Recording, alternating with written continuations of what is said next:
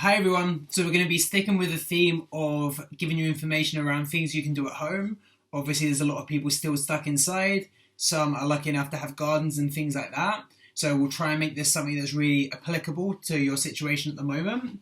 So today I'm going to be talking about plyometrics because they're a great source of power training and they're something you can do with minimal or no equipment and you can do in really small space if you don't have any space. So great if you do have a garden or something like that, an outdoor space, and you're allowed to go out and exercise. If not, no problem. You can probably do most of the things I want to talk about within your own home. Okay? So there are a lot of kind of misconceptions around plyometric training, and we're going to clear a couple of those things up, and then we're going to move into a system of what you can do and how to build up from the basics to some more advanced work. So there are some recommendations that are quite dated around plyometric training, and some of them state that you have to have a good base level of strength before starting any form of plyometric training. And this has been suggested in some places as being a 2 times bodyweight squat, which would be a very, very good squat for an athlete to have. So if you can squat to a good depth, 2 times your body weight, you're considered as being very strong. And it's unlikely that most footballers are going to get to that level of strength due to the fact that you play games on such a regular basis, due to the fact that a back squat is not kind of the number one best exercise that you could be spending hours and hours on each week.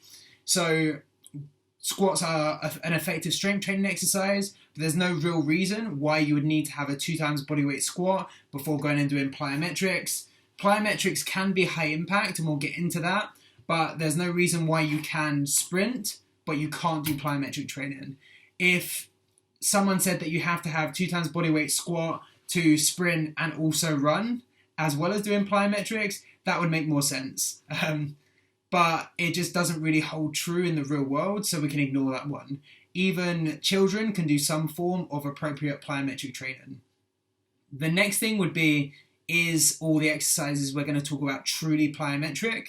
So for something to be a real plyometric exercise, some definitions say they have to be impact driven, which means you would have to drop off of something for it to be truly plyometric, and something like a box jump would not be because it's not impact driven.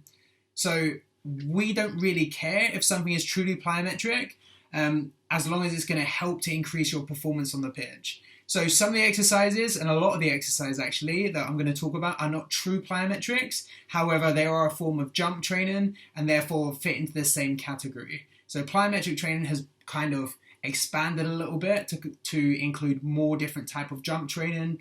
Otherwise, we're just going to need too many different words to explain so many of the different types of training we do. Okay, so some of the things that I'm going to discuss are not truly plyometric, but they are jump training. Second thing is, do I need lots of space? No. You can do most forms of plyometric training on the spot. You can progress them, so you use more space. They can be more expansive, and they can be move in different directions. So they don't always have to be up. They can be forwards. They can be medial and lateral. So you don't need a huge amount of space, but it can help to progress things if you like. And the last thing is it really high impact? Some advanced forms of plyometrics can be high impact. They would fall under our level 4 category, and that doesn't mean that you can't do them. That doesn't mean they're not appropriate, and it doesn't mean that you need to limit them and only use them in really, really strong people or only at certain times. But it just means that we need to do them when they are appropriate, when we have gone through progressions, and when it's the right thing for you. Okay? So often people limit contacts. So for advanced athletes, some people would suggest that you don't do more than 120 contacts. Contacts are basically reps, the amount of time your feet touch the floor. Same as anything, can't be excessive and it can't be from nowhere. If you went out and you did 100 reps of plyometrics and you've done 0 the week before, then you might be in some pain.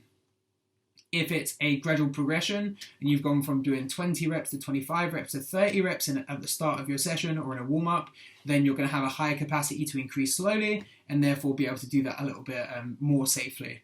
Okay, so we've cleared some stuff up about plyometric training, and now maybe what I'll talk about really quick is the reasons why we would want to do plyometric training. So it's not just the fact that we have space to do them and you can do them without equipment. They're really, really useful for increasing the stretch shortening cycle effect at the ankle.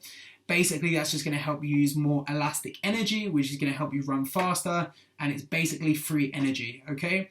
As it's elastic energy, when you contact the ground, you're going to be able to use that energy and go into your next step. A little bit like using a trampoline, for example. So it can make you a lot faster by doing plyometric training. It can help your muscles fire quicker, okay? So if we look at the progressions, we've got 4 different levels. The first 3 levels are not true plyometrics, but that's no problem, like I said.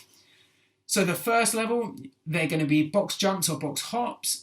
A jump is on 2 legs. You take off on 2 legs and you land on 2 legs. And a hop is going to be 1 leg, okay? So a 1 leg takeoff and a 1 leg landing. So box jumps or box hop fall into this category. 3 to 5 sets of up to 5 reps can be useful. And a bound and stick, a bound is a takeoff on left leg, land on right leg, or take off on right leg and land on left leg.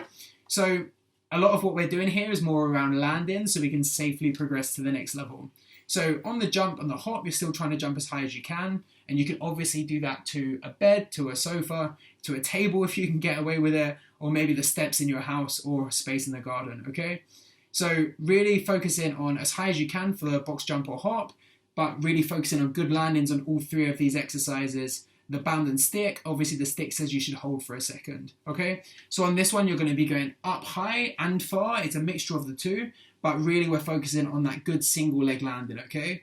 So level 1, if you can do those exercises and you can land safely, if your landings are quiet, if your knees stay in line with your feet, you're nice and stable in your landings, then you can progress to level 2, okay? Level 2 is taking the box out for the box jump and the box hop, and using hurdles or anything you have. You can use an imaginary hurdle if you want. It doesn't have to be a real hurdle. What that's going to do is just place a lot larger eccentric stress on your body, because when we use a box, we're essentially reducing the landing forces. We're landing from about this high. But if you were to jump as high as you can, you're now landing from, say, this high, and there's going to be much more stress on the body. So we need to make sure your landings are still good with these high levels of eccentric stress. The lateral hop and stick, instead of going from 1 leg to the other leg on the bound, so it would be left to right, you're now going left to left, okay, which can be a little bit harder. So hurdle jumps and sticks, the reps can stay the same. Around 3 to 5 sets of 5 reps is probably good.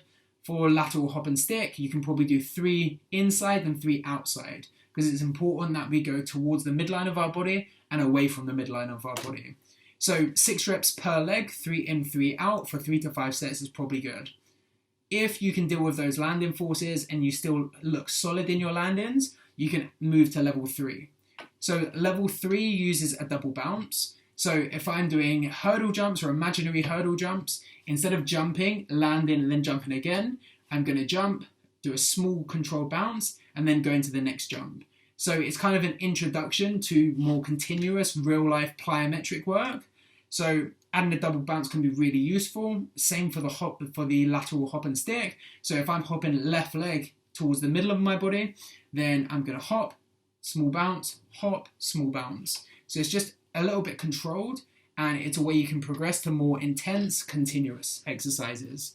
So level 4 is going to include any of the exercises we discussed, but in a continuous nature. So if I'm doing hurdle jumps in a straight line, or imaginary hurdle jumps, I'm going to go fully continuous. I'm going to attack the ground, and I'm going to try and get off the ground as quick as possible. So this is where things are really impact driven and are technically plyometric. For our lateral hops and sticks, now we can add a little bit more height and a little bit more distance. I misspoke there. So for our lateral hops, we're taking away the stick completely. We can look for more height and more distance while still being quick off the floor. So level 4 is our real plyometric work. Level 1, 2, and 3 is helping us build up safely to that plyometric work.